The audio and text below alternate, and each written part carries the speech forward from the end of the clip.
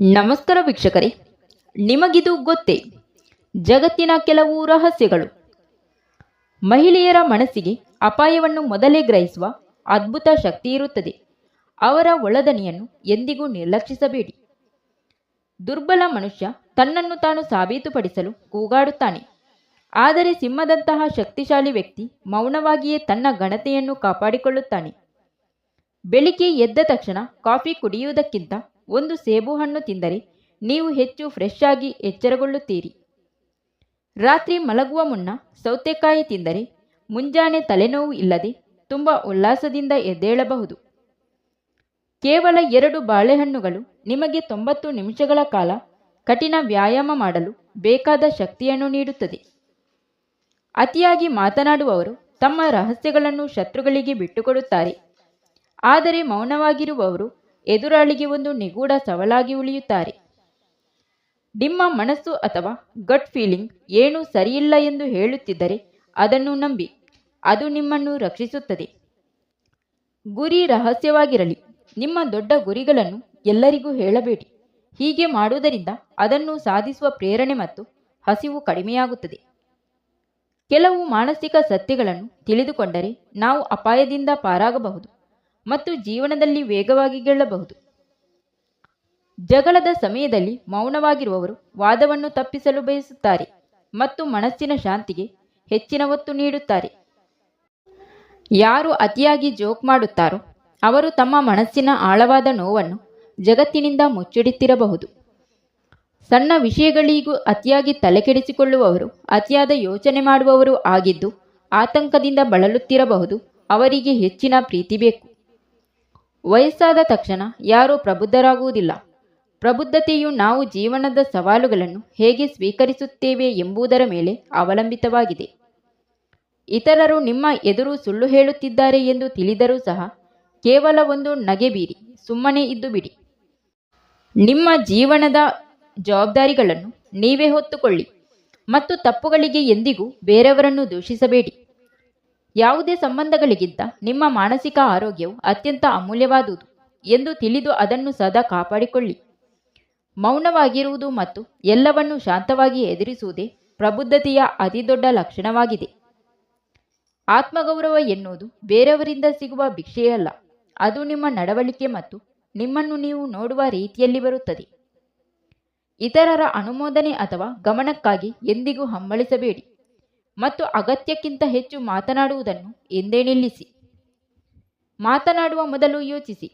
ಜನರು ನಿಮ್ಮನ್ನು ಗೌರವಿಸುವುದು ನಿಮ್ಮ ಬಾಯಿಂದ ಬರುವ ಪದಗಳ ಗುಣಮಟ್ಟದ ಆಧಾರದ ಮೇಲೆ ಮಾತ್ರ.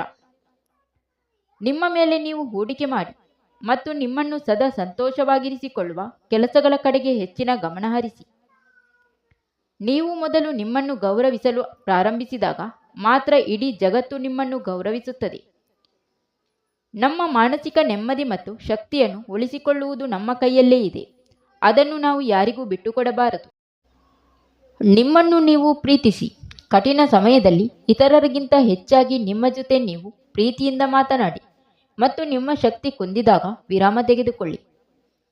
ನಾವು ಪ್ರತಿದಿನ ತಿನ್ನುವ ಆಹಾರಗಳು ಕೇವಲ ಹೊಟ್ಟೆ ತುಂಬಿಸುವುದಲ್ಲ, ಅವು ನಮ್ಮ ದೇಹಕ್ಕೆ ಅದ್ಭುತವಾದ ಮದ್ದಿನಂತೆ ಕೆಲಸ ಮಾಡುತ್ತದೆ. ನಿಮ್ಮ ಜೀವನದಲ್ಲಿ ಶಾಂತಿ ನೆಲೆಸಬೇಕಾದರೆ ನೀವು ಸಾಮಾಜಿಕ ಜಾಲತಾಣದ ವ್ಯಾಮೋಹದಿಂದ ಹೊರಬರಬೇಕು. ನಿಮ್ಮ ಸ್ಟೋರಿಯನ್ನು ಯಾರು ನೋಡಿದ್ದಾರೆ ಅಥವಾ ಎಷ್ಟು ಲೈಕ್ ಬಂದಿವೆ ಎಂದು ಪದೇ ಪದೇ ಚೆಕ್ ಮಾಡುವುದನ್ನು ನಿಲ್ಲಿಸಿ. ಬೇರೆಯವರ ಜೊತೆ ಹೋಲಿಕೆ ಬೇಡ. ಸುಂದರವಾಗಿದ್ದೀರಿ. ನಿಮ್ಮನ್ನು ನೀವು ಬೇರೆಯವರೊಂದಿಗೆ ಹೋಲಿಸಿಕೊಂಡು ಕೀಳರಿಮೆ ಬೆಳೆಸಿಕೊಳ್ಳಬೇಡಿ. ಹಳೆಯದನ್ನು ಮೆಲುಕು ಹಾಕಬೇಡಿ. ಮೆಸೇಜ್ಗಳನ್ನು ಓದುತ್ತಾ ಕೂರಬೇಡಿ ಮತ್ತು ನಿಮ್ಮ ಇಷ್ಟದ ಸಂಗೀತವನ್ನು ಕೇಳಲು ಸಂಕೋಚ ಪಡಬೇಡಿ. ನೀವು ಎಷ್ಟೇ ದೊಡ್ಡ ಸ್ಥಾನಕ್ಕೆ ಏರಿದ್ದರೂ ನಿಮ್ಮ ಮನಸ್ಸಿನಲ್ಲಿ ನಕಾರಾತ್ಮಕ ಯೋಚನೆಗಳಿದ್ದರೆ ನೀವು ಮತ್ತೆ ಶೂನ್ಯಕ್ಕೆ ಕುಸಿಯುವುದು ಖಚಿತ. ಇತರರ ಏಳಿಗೆ ನೋಡಿ ಅಸೂಯೆ ಪಡುವುದು ಮತ್ತು ಹೋಲಿಕೆ ಮಾಡಿಕೊಳ್ಳುವುದು ನಿಮ್ಮ ಯಶಸ್ಸಿನ ಮೇಲೆ ಪರಿಣಾಮ ಬೀರುತ್ತದೆ. ಸಿಂಹದ ದೇಹವಿದ್ದರೂ ಇಲಿಯಂತಹ ಸಣ್ಣ ಯೋಚನೆಗಳಿದ್ದರೆ ನೀವು ಎಂದಿಗೂ ಕಾಡಿನ ರಾಜನಾಗಲು ಸಾಧ್ಯವಿಲ್ಲ. ಮೊದಲು ಮನಸ್ಸನ್ನು ಗೆಲ್ಲಿ. ಸೋಷಿಯಲ್ ಮೀಡಿಯಾದಲ್ಲಿ ಬೇರೆಯವರ ಬಣ್ಣದ ಬದುಕನ್ನು ನೋಡಿ ನಿಮ್ಮನ್ನು ನೀವು ಹೀಯಾಳಿಸಿಕೊಳ್ಳಬೇಡಿ. ಇದು ನಿಮ್ಮ ನೆಮ್ಮದಿಯ ವೈರಿ. ನಾವು ಮಾಡುವ ಕೆಲಸಕ್ಕಿಂತ ನಾವು ಮಾಡುವ ಆಲೋಚನೆ ಮುಖ್ಯ. ಒಂದು ಸಣ್ಣ ಸಕಾರಾತ್ಮಕ ಯೋಚನೆ ಇಡೀ ನಿಮ್ಮ ವ್ಯಕ್ತಿತ್ವವನ್ನೇ ಬದಲಿಸಬಲ್ಲದು. ಕೆಟ್ಟ ಆಲೋಚನೆಯು ಚಿಲ್ಲರೆಯಂತೆ ನಿಮ್ಮನ್ನು ಸುಟ್ಟು ಇತರರನ್ನು ಸುಡುತ್ತದೆ. ಆದರೆ ಒಳ್ಳೆಯ ಆಲೋಚನೆಯು ಸೂಜಿಯಂತೆ ನಿಮಗೂ ತಂಪು ನೀಡಿ ಇತರರಿಗೂ ನೆಮ್ಮದಿ ನೀಡುತ್ತದೆ. ನಿಮ್ಮ ಯೋಚನೆಗಳು ಸಕಾರಾತ್ಮಕವಾಗಿದ್ದರೆ ಮಾತ್ರ ನಿಮ್ಮ ಬದುಕು ಎಲ್ಲರಿಗೂ ಮಾದರಿಯಾಗುತ್ತದೆ ಮತ್ತು ಶಾಂತಿ ನೀಡುತ್ತದೆ. ಜಗತ್ತಿನಲ್ಲಿ ಅತಿ ಹೆಚ್ಚು ಸದ್ದು ಮಾಡುವವರು ಗೆಲ್ಲುವುದಿಲ್ಲ, ಬದಲಾಗಿ ಮೌನವಾಗಿ ತನ್ನ ಶಕ್ತಿಯನ್ನು ಕೂಡಿಟ್ಟುಕೊಳ್ಳುವವರು ಜಗತ್ತನ್ನು ಆಳುತ್ತಾರೆ. ಅಗತ್ಯವಾದ ಮತ್ತು ಪ್ರತಿಯೊಂದಕ್ಕೂ ಸಬೂಬು ನೀಡುವುದನ್ನು ಬಿಟ್ಟರೆ ಮಾತ್ರ ನೀವು ಜೀವನದಲ್ಲಿ ಅತ್ಯಂತ ಎತ್ತರಕ್ಕೆ ಬೆಳೆಯಲು ಸಾಧ್ಯ.